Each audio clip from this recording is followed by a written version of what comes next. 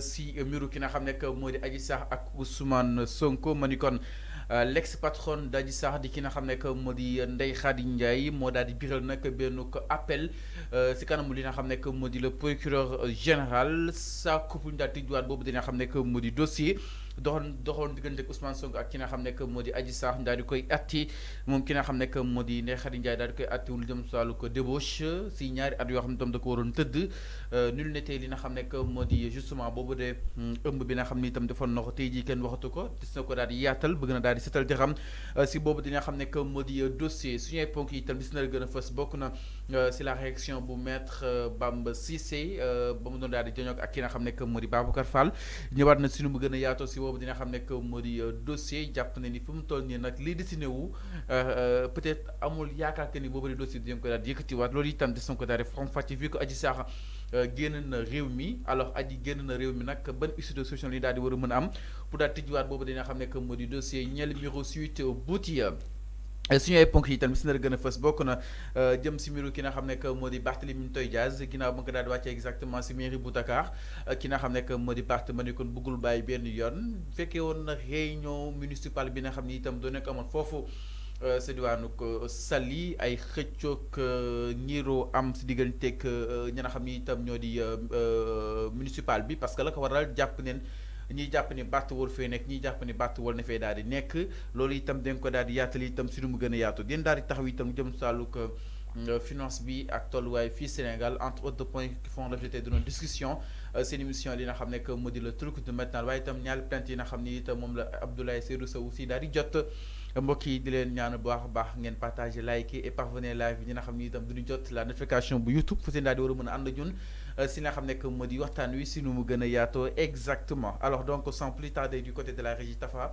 dañuy daal di dox exactement suñuy waxtaan ak mbiru ki nga xam ne moo di Adji Sarr ak Ndeye Khady Ndiaye man ni kon nag am na lu bees jëm si dossier li nga xam ne moo di Adji Sarr seen bi ñu daal di génn nag ki nga xam ne moo di Ndeye Khady Ndiaye borom salon massage suite Boutiam moom moo daal di relancer mbiru ki nga xam ne moo di Adji Sarr son avocat di ki nga xam ne moo di maître Bassirou Baldé mu daal di koy xamle que ni li nga xam ne moo di clientam saisir na exactement le procureur général près de la cour d'appel mu daal di jël ay mesures nécessaires pour ñu daal di enrôler boobu li nga xam ne moo di dossier jamono ji nag li mu daal di souhaité que ni mënatul dund exactement si poids boobu de condamnation faaw ñu daal di koy leeral si kanam yoon ak wàllu yoonal la moom ki nga xam ne moo di Ndeye Khady jàpp na ni buggul waa dem na si itam bugg ko daal di dina xam ne moo di bénéficier wu te itam buggul ko lox benn yoon boobu de affaire en tout cas li mu bëgg mooy li nga xam ne moo di la cour d'appel daal di koy déglu si boobu dina xam ne moo di dossier donc ni kii li nga xam ne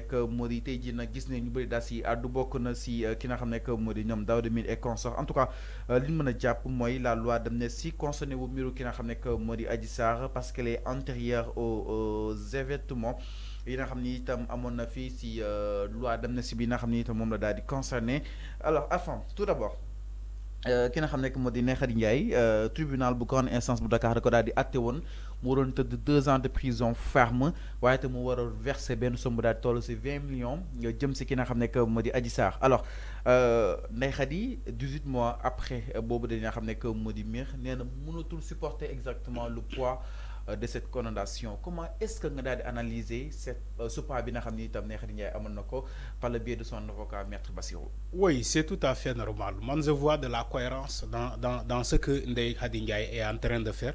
Parce que bon, c'est tout à fait normal. Et aussi, dama gis ben la cohérence. Les gens ont tendance à dire que jigen lañu togn Adji Sarr ñu doon soutenir Adji Sarr dañoo faté ni que Ndeye Khady Ndiaye jigen la ni Adji Sarr. Est-ce que tu vois le jeu? Ñi doon jappalé le régime de Macky Sall a préféré défendre Adji Sarr et oublier même que Ndeye Khady Ndiaye c'est une femme comme Adji Sarr. De l'autre côté dañoo jappalé jigéen benen côté bi ñu toroxal jigéen. C'est ça la réalité, surtout une femme qui était enceinte ëmboon ci jamono bobu Ndeye Khady Ndiaye en état de grossesse très avancé. Maintenant je ne sais pas kan mo am intérêt voilà nguur Macky Sall bi ci kan la gëna am intérêt que les deux femmes là. C'est vrai que Adji Sarr nee na dañ ko tooñ te Adji Sarr moomu Ndeye Khady Ndiaye moo ko doon employé ci le salon de massage Sweet Beauté. Alors ba li fa xew fa si normalement on devait juger cette affaire-là, le régime devait être neutre. Le régime de Macky Sall devait être neutre parce qu'il y a deux femmes. L'une s'appelle Adji, l'autre s'appelle Ndeye Khady Ndiaye. Maintenant, ils ont préféré défendre Adji. Pour quel intérêt? Je ne sais pas. Et laissez Ndeye Khady Ndiaye. Moi qui vous parle, Seigne Fallou, nekkoon naa ci procès boobu ba 3h et quelques du matin. J'ai observé les deux parties, le parti de la défense et la partie civile. Ni exprimé où, mais tu sens nettement qu'il y a quelque chose qui doit se passer. Mais enfin, dans le tout d'abord, le régime de Macky Sall n'était pas neutre. Mais le régime de Macky Sall n'était pas neutre. C'est tout à fait le cas. Le régime de Macky Sall n'était pas neutre sur l'affaire Suite Beauté. Daniel Diapale Adjissa et faté l'autre femme, Ndeye Khady Ndiaye.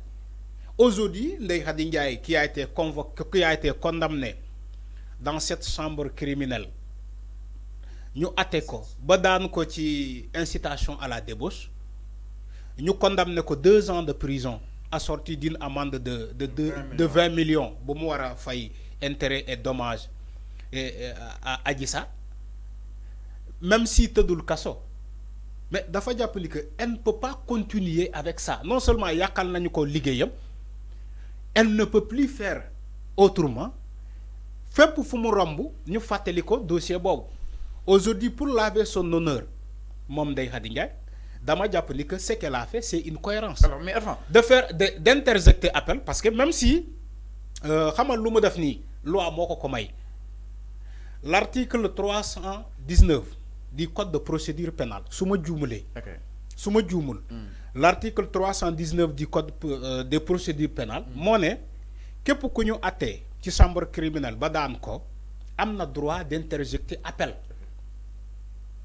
L'article 324 ñëw ne ko interjecter appel bi daf koy respecter ci un délai de 15 jours. C'est-à-dire que tay buñ la daané tay chambre d'appel tay bu rendé le verdict. Ñu daan la ñu condamné la ñu ne la ñu notifier la ni que yow Ndeye Khady Ndiaye dañ la condamné pour 2 ans de prison et une amende de 20 millions bi nga wara fay.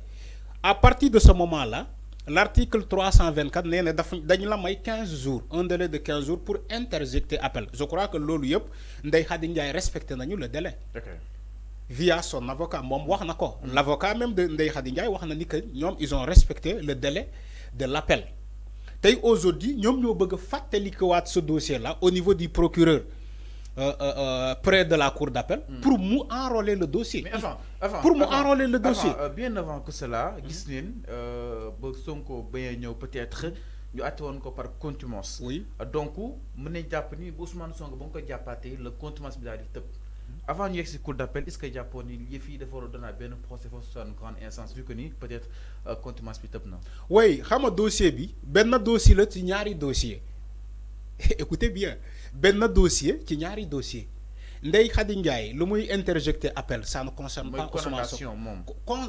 Condamnation mom. Parce que mom da ko féké mom. C'est vrai que ma ñëw. C'est vrai que c'est le même dossier. Mo bolé Ousmane Sonko ak Ndeye Khady Ndiaye, c'est le même dossier. Mais dama né benn dossier ci ñaari dossier. Est-ce que dégg nga wax ji?